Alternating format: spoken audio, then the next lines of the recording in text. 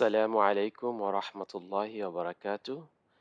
Dear brothers and sisters, in this chapter, we'll be talking about the Islamic worldview and the philosophy of Islam in relation to the wealth management. So, we'll be talking about Islamic philosophy on the accumulation of the wealth and the spending of the wealth. Well, when talking about the Islamic perspective, we need to discuss the conventional perspective as well.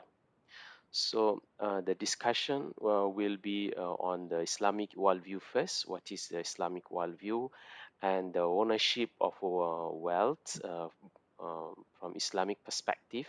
And then we'll talk about the wealth accumulation from Islamic and conventional perspective. And finally, we'll be talking about the spending of wealth. So first, the Islamic worldview. So according to Islam, okay, we believe in the oneness of Allah, which is called the Tawheed. We all believe in Allah, and He is the Creator. He's the Sustainer, and He has provided all the bounties of this earth. He has created the universe, and He has provided us all of this which is in this universe. So, and we human being, we are called Khalifa, okay, or we are the vicegerent of Allah Subhanahu wa Taala on this earth. Okay, Allah Subhanahu wa Taala has created all what is in this universe for us human being, so that it is all these things are given as a trust to us. We are the vicegerent of Allah Subhanahu wa Taala. All these the bounties of Allah are given as a trust. The wealth are given as a trust to us, so that we can manage it well. We can manage it with al-adl or justice. So how we can do justice with all these things is when we can manage it well. We do the thing properly. We do the right thing, and with the justice, we'll move forward to al-ihsan or excellence. So this Islamic worldview tells us that Allah is actually given us the wealth. So whatever the wealth that we have given as a trust, so that we can manage it well, we can do justice with it, and we properly manage it, or we manage it excellently, so that we can be successful. And here also there is also a important factor of accountability. So when we have given a trust by the Lord, by Allah Subhanahu wa Taala, so what we have done with the wealth that Allah Subhanahu wa Taala has given to us will be us. If we do justice, and if we do al-adl wal-ihsan, if we do justice with the wealth that we have, and we manage it excellently, we will be successful, or it is called al-falah, or successful in this world and in the hereafter. So Islamic worldview requires that one conducts his financial activities within the sphere that is defined by the vertical and horizontal relationship of Tawheed, and be completely responsible and accountable for all his actions, which essentially would render true justice leading towards excellence. So the oneness of Allah, if we believe in Allah, and the accountability in the hereafter, so it requires us that whatever the wealth we have got, we will manage it with justice, and we move towards excellence with it. So that is the worldview that will actually lead us to managing wealth. So, when we talk about wealth, let us talk first about the ownership of the wealth, how Islam uh, looks at it, comparing with other worldviews or other ideologies. So, according to Islam, okay, Islam puts great emphasis on the ownership of the wealth. The private property has a great importance, okay, as uh, Islam prohibits anyone to eat up someone else's property without his consent, without any business deal or any other consent. So the property of a Muslim is as sacred as the day of Hajj or Arafah, as mentioned in the prophetic tradition. So the private property in Islam has got a great emphasis, and because of that, uh, people has a motivation to work and to create more wealth is based on the human nature. However, in Islam, the absolute ownership of property belongs to Allah subhanahu wa ta'ala, as we have just discussed. So, based on that, a person, a owner of an asset, he does not have absolute freedom. Rather, he can own the property, he can use it whatever he wants, with the condition that it doesn't violate the principles of the Sharia or the commandment of the Sharia. So he cannot just waste his wealth, or he cannot destroy it, or do something with his wealth which is prohibited in the Sharia. So he should be using his wealth as a trustee rather than practicing absolute freedom of what wants to do. So, and we can see this from this verse that clearly says that our wealth is given as a trust. And we are the vicegerent of Allah Subhanahu wa Taala. As Allah said, Bismillahir Rahmanir Rahim. آمنوا بالله ورسوله وأنفقوا مما جعلكم مستخلفين فيه. So believe in Allah and His Messenger, and spend what out of that in which he has made you successors. So the word successors here is the vice grant that Allah subhanahu wa ta'ala has put us, okay, as the in charge to take care of the wealth, or to manage the wealth. فَالَّذِينَ آمَنُوا مِنكُمْ وَأَنفَقُوا لَهُمْ أَجْرٌ كَبِيرٌ. So those who believe and who spend in the path of Allah, lahum ajrun kabir, there will be a great reward for them. So here the word mustakhlafin is comes from the root word is khilafah, which is means to replace somebody as a representative. Okay, so now when you understand the Islamic concept of the ownership of wealth, so we can look at it from a comparative perspective for on three important concepts.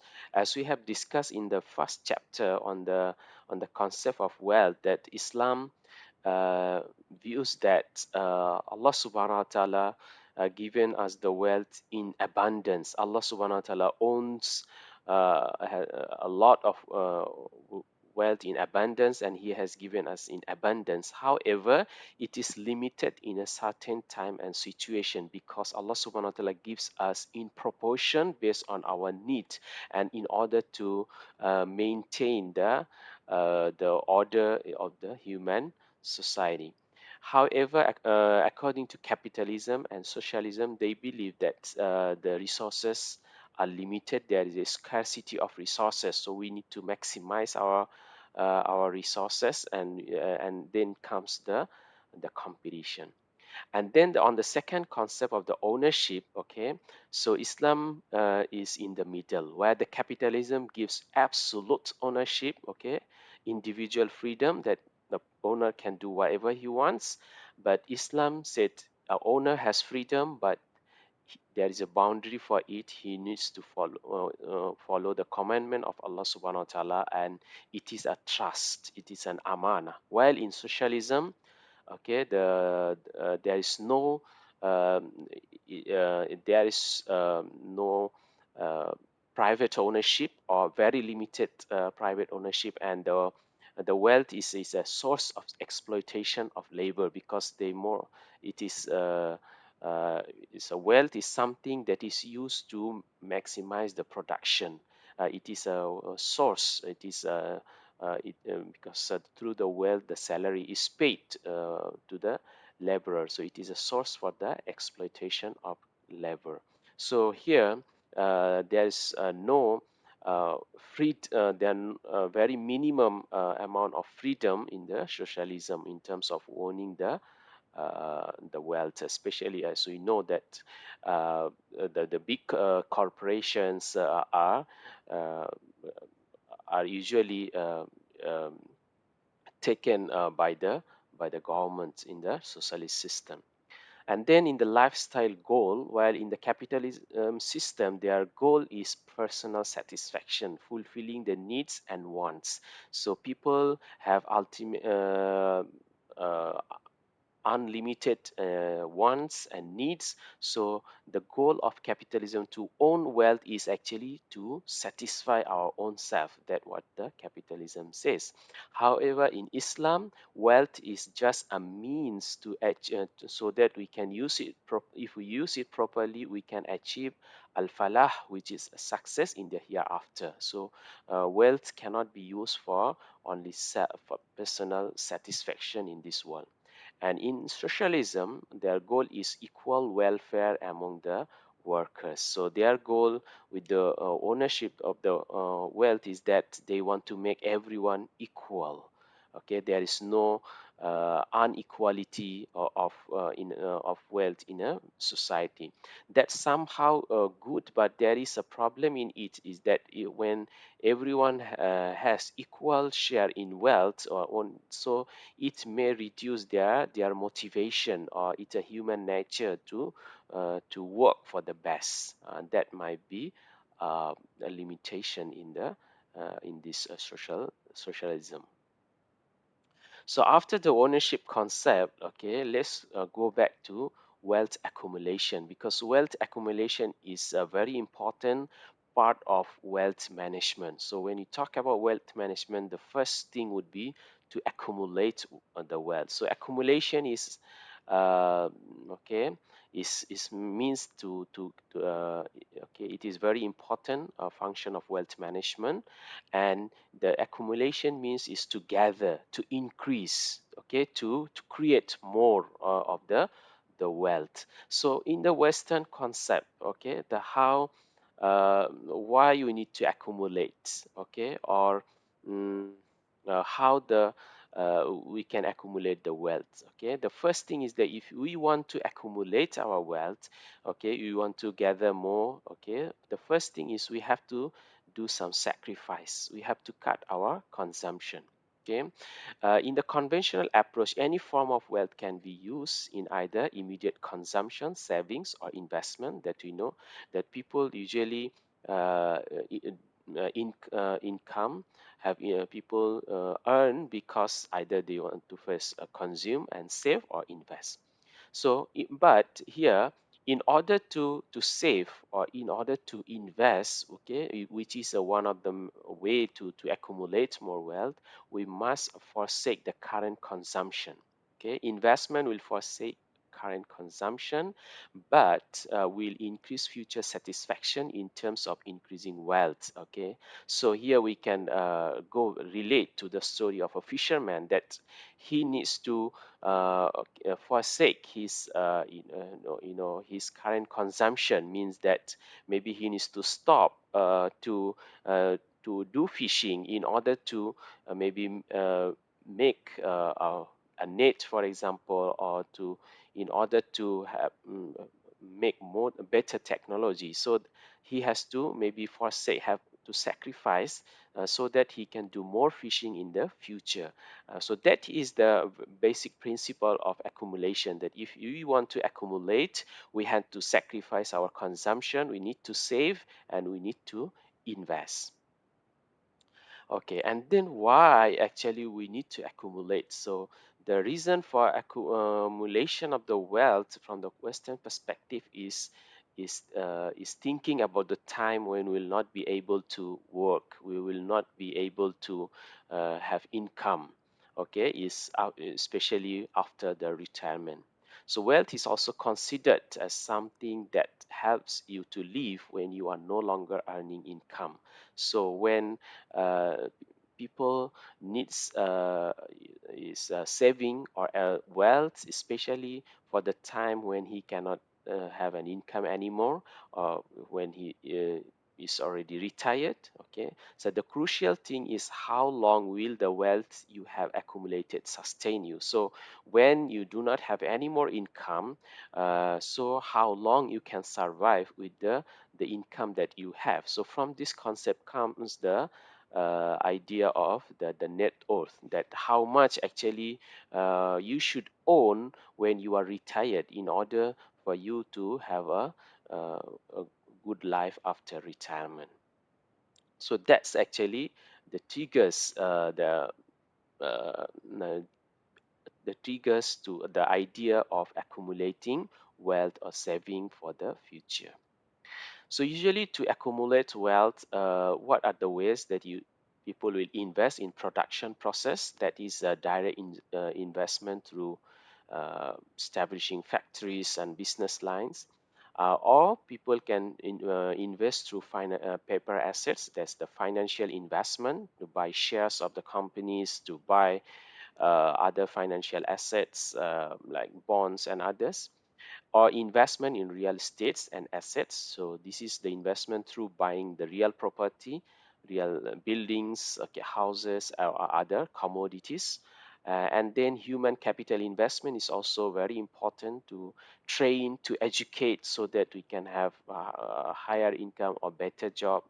That is also one of the very important way of accumulating wealth. And finally, selling natural resources, selling the wealth that we have inherited, for example, or even the natural resources that we have. So this is usually the method of accumulating wealth. Now, when we talk about accumulation of the wealth, the saving is very important for accumulation. As we have talked before, that we need to sacrifice. If we want to accumulate, we need to sacrifice our current consumption. So we need to save first. The more we save, the more we accumulate. So when we save, we can accumulate our wealth more, and the more we save, the less we spend. So when we save more, we'll be spending less, and the more we save, the less rate of investment we need. Means that when we save a lot, we have enough saving. So when during the time after the retirement, the wealth that we will have, we may not need to have a higher return from the investment of that wealth. Because if we have a big amount, we may not need to have bigger or higher return. Okay, which is better, because if in order to get higher return, we have to take higher risk. So in the Western or in the capitalist concept, the objective of wealth accumulation, people need to accumulate wealth is, as we have discussed, because of considering the time when there will be no income. Okay, and the philosophy is actually to maximize some his or her personal utility or satisfaction. According to the capitalist system, a man of wealth should always behave rationally with perfect knowledge in a narrowly self-interested way that maximizes his or her personal utility or satisfaction from the wealth. So the capitalist objective of accumulation of the wealth, that the person will always be rational and knowledgeable. He will take a rational decision to allocate his asset or to investment in such and such, so that it can maximize his profit and his satisfaction or his utility or his usage of the wealth. So that is the capitalist philosophy and objective of accumulating wealth. So based on that philosophy, usually people will accumulate. They will have two important objectives. So there are two keywords. One is to preserve, another one is to grow. Okay. The first objective, that people, they want their wealth to be preserved. As we know that now we are living where there is inflation and high inflation. Okay, and there are financial crisis. Okay, so there is a loss of purchasing power. So what those we need to accumulate because we don't want our wealth to decrease by because of inflation. So we need to accumulate. We need to accumulate because we want to preserve and also from the loss of the investment. And the second is to achieve reasonable capital growth. We accumulate or we invest our wealth because we want growth of the fund so that our wealth grow, or maybe through return, or maybe through the capital, in the increasing the value of the shares that we own, for example. So to achieve reasonable capital growth, there should be a good balance between strategies that would maintain existing wealth and increasing it or capital growth. So as a rational as a rational man, he will always try to think how can he preserve his wealth. At the same time, there is a growth so that his net worth increases in the period of time. So that is the worldview of the capitalist worldview of wealth accumulation. So now let us look at the Islamic view of wealth accumulation. So generally speaking, Islam does not criticize, or many does not criticize or does not discourage people to have wealth or to have to accumulate wealth, or to better to say to generate. Okay, many of us may have a negative idea that it is something bad to have a lot of wealth from Islamic perspective. So let us see first. So when you talk about accumulation from Islamic perspective, so the word accumulation is not in line with Sharia, because accumulation means to gather, to increase, to have. So in the Quran, there are two surah chapter where is uh, Allah subhanahu wa ta'ala criticize the accumulation of the wealth, those who accumulate and do not donate. Okay, so that's the two Quranic two chapters in the Quran. One is Al-Humazah, Wailul likulli humazatil lumazah, alladhi jama'a mala wa addada. So that is a curse for them who always gather their wealth and count, but they do not spend for in the path of Allah, or they do not give the rights, due to the poor, for example. Similarly, with the al-hakumu at-takathur, that the curse, for them who always compete on to increase the wealth. So based on that, of course, accumulation can be it's a secular word, but the Islam scholars, they said it's better to use the word generation rather than accumulation of the wealth. Okay, because generation is more akin to Islamic concept, because it means adding from what is already in existence. So we have wealth, so we generate, we do business, or we do invest in production, so we generate more. But we cannot use the word creation, because creation is to make something out of nothing. Okay, creation of wealth is not appropriate, as it means to bring something into existence which was not in existence. So from now on, I would rather use the word generation in relation to the Islamic philosophy.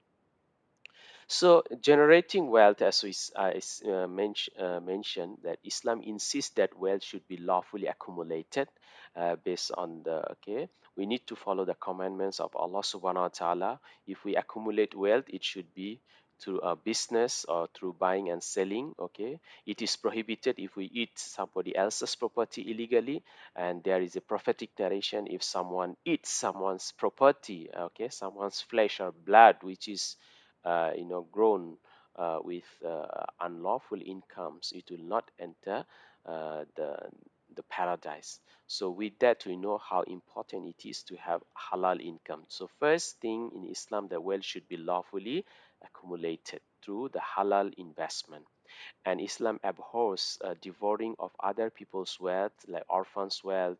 So somebody who eats an orphan's wealth is as he is eating fire, okay, putting fire on his stomach, okay, or Muslim. So that is the concept of wealth generation. However, Muslims are expected to work hard and be efficient, to work, to do business so that they can generate more wealth. As Sahih al-Bukhari, the narration said, a true and honest trader on the day of judgment would be in the ranks of the prophets, the truthful and the martyrs. So with this, we can know that doing business is encouraged in Islam. Even we know that in one verse after the Jummah prayer, the Muslim, the believers, we are encouraged to go and seek the bounty of Allah, means to find to do business or to work to get our risk or our provision. And then I can show you that um, one of the example of one of the companion of the Prophet Muhammad sallallahu alaihi wasallam, who was Abdul Rahman ibn Auf, who was a companion who already got the glad tidings of paradise, that he will be entering paradise. The Prophet sallallahu alaihi wasallam already gave him the good news. So when he died, his wives inherited 80,000 dinars, which is around 20 million ringgit Malaysia into this, in today's uh, uh, price. And then he sold his land for 40,000 dinars at 10 million, and he donated to his family members. And another 50,000 dinars or 12.5 million he gave to charity after his death. Okay, he made a bequest. So how was it possible? Okay, that he had all this wealth. Okay, so with the example of Abdurrahman ibn Auf, we can conclude that it is not bad in Islam to have a lot of wealth. However, it will be bad if we do not do the things right. If we own a lot of wealth, but we do not spend it in the path of Allah, we do not give the rights to the poor, then we will be then Allah subhanahu wa ta'ala will catch us on that. However, if we have wealth and we manage it well, we spend for ourselves and we spend for our family, and then we spend for the poor and needy, we pay the compulsory zakah, and if we pay the some voluntary uh, uh, zakah, sorry, some voluntary sadaqah, so it will be rewarded in Islam. So Abdurrahman ibn Auf, he was able to donate because he generated, he did business and he got this wealth. So if we do business, we get a lot of wealth, so we'll be able to donate more uh, for the sake of Allah subhanahu wa ta'ala. So now after the accumulation or generation of wealth, let's talk about the spending of the wealth. So here from a conventional perspective, that according to the conventional economic thinking, that human wants are unlimited. We need people have you know endless wants. We want and want and want and want. We need and need and need. Okay, so there is no limit on the spending of wealth. So people will spend based on their income. If somebody has higher income, he will spend more. If lower income, he will spend less. So there is no boundary on the spending. There is, and therefore we can see there is a big gap between the poor and the rich in their spending behavior. So we can see in the society, those who are the rich, their lifestyle, their spending behavior are different than those who are the poor. Their spending behavior also different. However, from the Sharia perspective, okay, it is different. Islam said that we should not exhibit wealth by conspicuous consumption of luxuries. So even though we have a lot of wealth, we should not spend for luxuries. Luxuries means what is not needed. Well, we spend more than what is needed and to show off our wealth and to compete with each other. So that is prohibited in Sharia. And then, so what should be the balance? Islam already given us a balance, okay, that we should take the middle path. Well, should not be wasteful, but should spend wealth productively for the benefit of society, creating more employment, reducing cost of production. Okay, so take the middle path. So they should not be extravagant, at the same time they should not be miserly in spending, and they should spend for something productive for the benefit of the society, for himself and for the family as well. And Islam also talks about purification. So when Allah subhanahu wa ta'ala mentioned that He has given us wealth, we are okay, so in our wealth, we also have the rights on others. The first, so we need to purify our wealth because it may happen that sometimes when we do business, we income, maybe there's some illegal income or doubtful income may come into our income. So if we give sadaqah or donation, so it is we purify. And then there is compulsory sadaqah, which is zakat, so which is the right of the poor on us. That is 2.5% that we need to give on our wealth every year. And other than zakat, also the voluntary sadaqah, which is encouraged in Islam to donate. So is in Islam, spending is not only for our own self, is also to purify our wealth, to and also to give back the right of the poor. As we see in this verse, Allah Subhanahu wa Taala said, "Wafi amwalihim haqqul lisa'ili wal mahrum," and from their properties was given the right of the needy, petitioner, and the deprived. So so what is different between this concept and the general concept of charity is that when someone gives charity, they just give charity. He gives charity on his own willingness. But in Sharia, in the Islamic worldview, that when we purify our wealth, we give sadaqah, actually, or we paying zakat, and actually we are giving the right. Paying their rights is not that.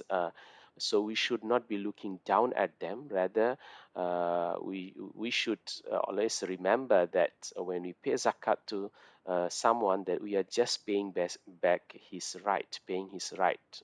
That is, I would say, is something interesting in the or something is significant in the Islamic concept of purifying of the well. So with this, I have already discussed the Islamic worldview, and then the concept of ownership in Islam in comparison with other ideologies.